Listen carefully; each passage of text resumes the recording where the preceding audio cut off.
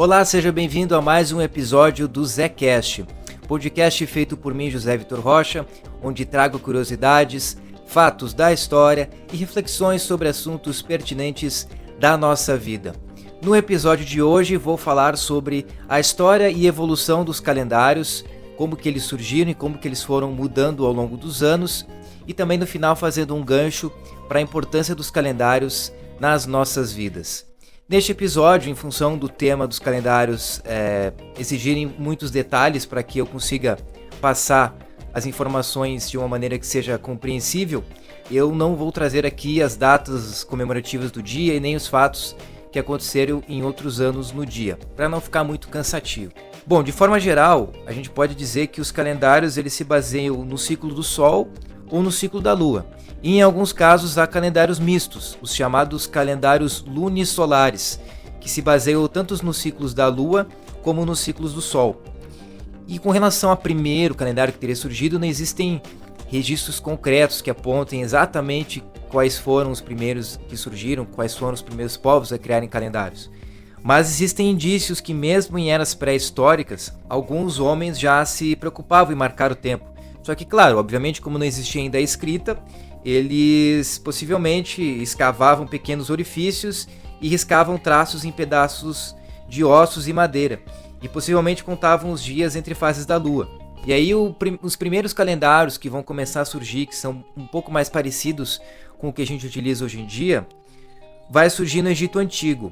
E os egípcios inicialmente eles fizeram um calendário baseado nos ciclos lunares, que tinha 360 dias, com 12 meses de 30 dias, e era formado por 3 estações do ano, que era uma das principais finalidades de eles terem criado esse calendário, que era saber quando que o Nilo estava cheio ou quando o Nilo estava seco. Então as estações eram influenciadas pela agricultura. Então tinha a estação das inundações, a estação das sementeiras e a estação das colheitas. Só que depois de um certo tempo eles foram percebendo que essa contagem de 360 dias não correspondia corretamente ao ciclo das estações. E eles notaram que quando o Sol se aproximava da estrela Sírius, estava próximo do Nilo inundar. E eles perceberam que isso acontecia em ciclos de 365 dias. Então, com base nesse conhecimento, eles fizeram um primeiro calendário com um ano de 365 dias. Possivelmente que passou a funcionar em 4.236 a.C., que é provavelmente uma das datas mais antigas registradas na história. E eles conservaram essa tradicional divisão em 12 meses de 30 dias, porém eles adicionaram 5 dias no final de cada ano, que não faziam parte de nenhum mês.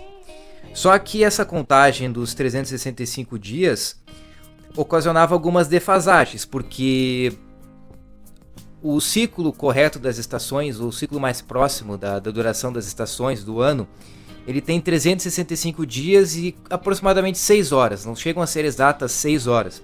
Só que essas 6 horas de diferença, em poucos anos não se notava muita diferença nessa contagem do tempo. Mas ao longo de séculos isso foi sendo percebido. E aí começavam a acontecer muitas defasagens, que vão se tornar muito forte na história do calendário. Basicamente, a maioria dos calendários criados dos anos seguintes também tinham esses problemas. Ou tinham dias a mais, ou tinham dias a menos. Até chegar no mais próximo do calendário universal, que foi adotado em 1582. Mas isso eu vou explicar mais pra frente. Mais ou menos nessa mesma época que os egípcios criaram esses primeiros calendários, os hebreus também criaram os seus. E também com 360 dias. Com o tempo, os hebreus eles passaram a adotar um sistema lunisolar, que ajustava os meses de acordo com o movimento sinódico da Lua e coordenando o ano com o ciclo das estações. Então eles tinham um ano com 354 dias, distribuídos em 12 meses de 29 ou 30 dias. Depois, por volta de 2700 a.C., os sumérios, que eram um dos povos que viviam na Mesopotâmia, tinham também um calendário com 354 dias, divididos em 12 meses de 29 ou 30 dias, e novamente tendo 11 dias a menos em relação ao ano trópico, que é o ciclo das estações. E para solucionar esse problema, alguns anos depois, os caldeus aprimoraram este calendário, acrescentando um mês a cada 3 anos. Bom, e depois tiveram outras civilizações que também adotaram esse calendário com 354 dias e 12 meses, como o caso dos babilônicos e dos gregos. E no caso dos gregos, eles tinham os meses dedicados aos deuses, e nesses meses eram celebradas as festas em honra de cada deus correspondente e também de alguns astros, entre outras coisas. Mas alguns anos depois vai surgir o calendário romano primitivo, que já era bem diferente desses outros, porque ele era formado por 304 dias divididos em 10 meses. E era um calendário que não tinha base astronômica, porque ele não se baseava nem nos movimentos do Sol e nem nos movimentos da Lua. E os nomes dos meses, eles tinham relação com a mitologia romana e com números ordinais. Então, os 4 primeiros meses tinham nomes dedicados aos deuses da mitologia romana, e os 6 restantes eram designados por números ordinais. Então, naquela época, o primeiro mês era Martius, que era dedicado a Marte, Aprilis, dedicado a Apolo, Maius, que significava maior e que remetia a Júpiter, e Június, remetendo a Juno. E depois os meses seguiam números ordinais, como Quintilis, Sextilis, September, October, November e December. Depois, alguns anos, no período de Rômulo, do imperador Rômulo, eles reformularam esse calendário e esse calendário passou a ter 12 meses e 354 dias. E o primeiro mês era dedicado a Jano, que era o deus das mudanças e das transições. E o mês foi batizado de Januários, enquanto que o último mês foi dedicado a Februa, com o nome de Februários, onde os romanos ofereciam sacrifícios para pagar seus pecados de todo o ano. Por isso acabava sendo o último mês. Então os 12 meses já eram um pouco mais parecidos com os meses que a gente utiliza atualmente. Então já tinha, né, todos aqueles que eu citei anteriormente, né, Martius, Aprilis e depois até December, e acrescentaram Januários como sendo o primeiro. Com isso, Martius passou a ser o segundo e Februários passou a ser o último depois de December. Só que com o tempo, como esse calendário não tinha novamente, não estava em acordo com o ciclo das estações, ele foi ficando cada vez mais desorganizado e descoordenado. E aí quando Júlio César, o imperador Júlio César, chegou ao poder, ele acabou consultando um astrônomo grego para tentar estabelecer um calendário mais organizado. Porém, ainda ocorreram uma série de confusões até determinar como seria o formato desse calendário. Um ano depois, mais ou menos em 45 a.C., eles adotaram esse calendário, que tinha o nome de calendário juliano, que era um calendário solar, e tinha pela primeira vez um sistema prevendo os anos bissextos. Então tinham ciclos de 4 anos, onde 3 anos tinham 365 dias, e um ano era bissexto, contendo 366 dias. Para compensar essas quase 6 horas de diferença, né, que tinha o ano trópico, né, que eles eram o ano trópico, né, que é o ciclo das estações e que corresponde a 365 dias e quase 6 horas. E aí, neste calendário, Februários passou a ser o segundo mês do ano. E aí, com isso, os meses restantes acabaram atrasando uma posição cada um. E aí, anos depois, para reconhecer essa importância do calendário juliano, eles homenagearam o imperador Júlio César, nomeando o mês de Quintilis como Július, que naquela época Quintilis já era o 7º mês do ano. Da mesma forma, o mês de Sextilis passou a se chamar Augustus, em homenagem ao imperador César Augusto, que foi muito importante para encerrar uma guerra civil de sua época.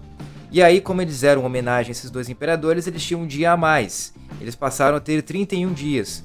Com isso, o mês de Februários passou a ter 28 dias em anos comuns e 29 nos bissextos.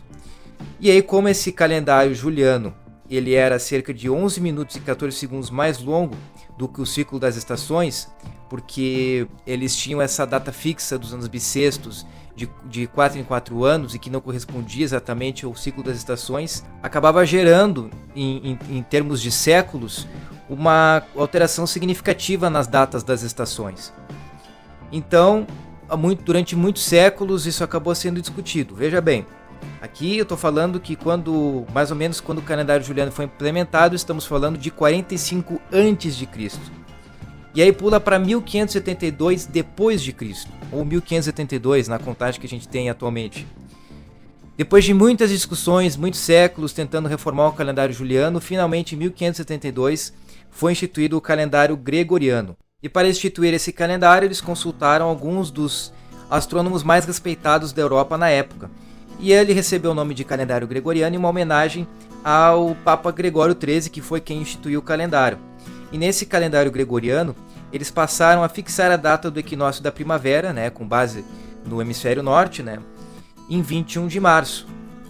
E com isso ficou mais fácil para eles estabelecerem a data da Páscoa. E a data da Páscoa passou a ter uma regularidade, um padrão mais coordenado do que anteriormente. Só que naquela época eles estimaram que o calendário juliano estava 10 dias atrasado em relação ao gregoriano. E quando o gregoriano foi instituído, no dia 4 de outubro de 1582, eles pularam 10 dias do calendário no dia seguinte. Então, em vez do dia seguinte ser 5 de outubro, passou a ser 15 de outubro. E tu imaginou simplesmente de um dia para o outro serem pulados 10 dias. Tu foi dormir no dia 4 de outubro e acordou no dia 15 de outubro. Muito louco pensar nisso, né? E já é um gancho aqui pra gente refletir, né, sobre como muitas vezes esses calendários eles não são exatos e não remetem exatamente o ciclo da natureza. E aí, para que não tivesse mais essa diferença de 10 dias, eles definiram então que os anos seculares só seriam bissextos se fossem divisíveis por 400. Então, o ano próximo que seria secular, o ano 1600, foi bissexto, mas 1700, 1800 e 1900 não foram. E agora só foi novamente no ano 2000, né, por ser divisível por 400. E o próximo ano vai ser 2400, né, o próximo ano secular, que será bissexto. Com essa reforma, o calendário gregoriano tinha apenas 27 segundos a mais em relação ao ciclo das estações, o que acabou resolvendo o problema, porque era uma medida de tempo muito irrisória se for considerada essa passagem do tempo. Tanto é que mais de 400 anos depois, mais ou menos 440 anos depois, a gente ainda utiliza esse calendário. Quem sabe daqui a alguns séculos ele não seja revisado. E aí, o calendário gregoriano passou a ser utilizado pela maioria dos países. Claro que não teve uma aceitação imediata, mas aos poucos, com o passar dos séculos, até chegar no século XX, ele passou a ser o calendário universal adotado pela maioria dos países ocidentais. Ou seja, depois de toda essa história aqui, que eu tentei resumir da maneira mais curta possível, mais objetiva possível, a gente já pode começar a perceber que os calendários eles vão mudando de acordo com as crenças e os interesses de cada povo. A gente vê aí muito a questão dos conhecimentos de matemática para determinar esse cálculo dos dias, mas também tem uma influência muito forte da mitologia para nomear os meses, o ciclo da lua em alguns casos. Também tem aí a gente percebe essa influência da astronomia e também muito forte essa questão religiosa, né, que foi aí muito importante para determinar essa fixação do equinócio da primavera no hemisfério norte no calendário gregoriano, para que a Páscoa tivesse uma certa regularidade em suas datas com o passar dos anos. Agora eu vou falar aqui rapidamente de outros calendários que são utilizados hoje em dia. A gente tem, por exemplo, o calendário chinês, que ele é um calendário lunisolar formado por ciclos de 12 anos, e ele começa em fevereiro. Só que ao invés de atribuir um signo a cada mês, como no caso do calendário ocidental, o horóscopo chinês está relacionado com os anos e está relacionado com alguns animais. Ao todo são 12 animais, como por exemplo o rato, o boi, o tigre, entre outros. E no ano de 2022, do nosso calendário gregoriano, para o calendário chinês é o ano do tigre. Bom, outro calendário que eu quero destacar é o calendário maia, que na verdade são calendários maias, porque eles criaram mais de um calendário, dos quais é possível destacar 3.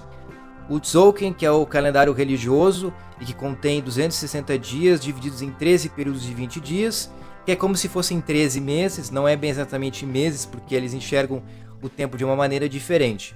Mas trazendo para o nosso contexto ocidental, é como se fossem 13 meses de 20 dias.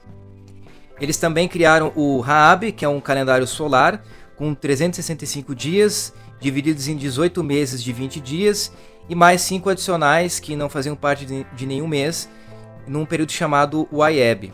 E depois eles criaram um terceiro calendário, que é o chamado calendário de contagem longa, que ele unificou esses dois calendários, o religioso e o solar, num sistema linear e não cíclico como os outros, onde tinha 18 meses de 20 dias, que formavam um ano, mas a escala para cada 20, cada vez que tu multiplicava por 20, existiam novas unidades de medidas. Então, por exemplo, existia uma unidade para 1 ano.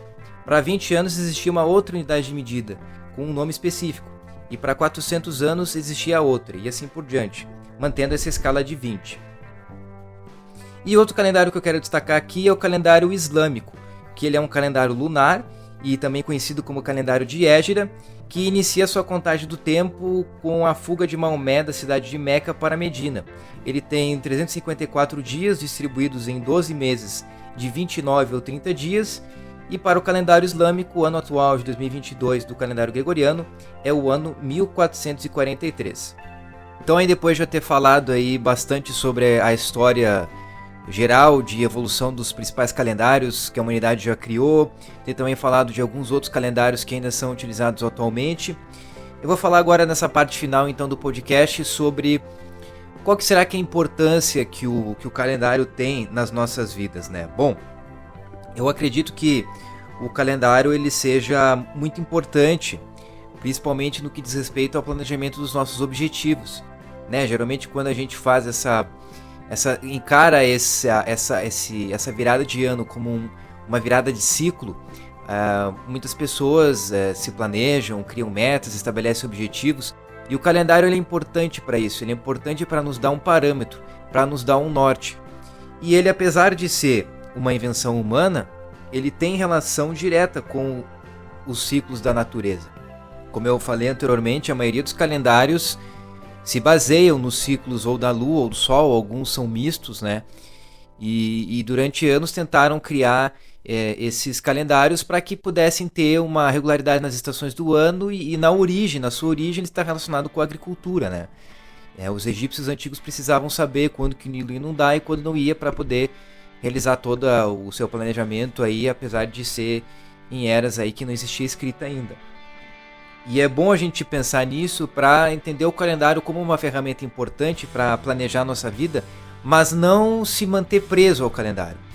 Não ficar preso por exemplo, em janeiro eu vou começar a fazer tal coisa, ou em fevereiro, só quando chegar fevereiro, quando virar um mês eu vou fazer tal coisa, quando virar a segunda quinzena de tal mês eu vou fazer tal coisa. Eu acho que se tu já tem condições de realizar esse objetivo, essa meta, por que não tentar? Eu acho que essa mera virada de mês aí não vai fazer tanta diferença assim no planejamento da tua vida, né? O calendário é importante para ter um guia, né? Mas que a gente não fique, pelo menos na minha visão, acho que não é legal a gente ficar tão preso a essa visão, porque nem mesmo esse calendário que a gente usa hoje, ele é preciso, exatamente preciso, com relação ao ciclo natural, ao ciclo da natureza. Bom, mais ou menos era isso que eu queria trazer. Esse podcast já está ficando bastante longo em relação aos que eu costumo fazer. Então, para destacar aqui nesse final, eu só gostaria de te convidar a fazer 2 reflexões sobre o assunto que eu falei aqui nessa parte final.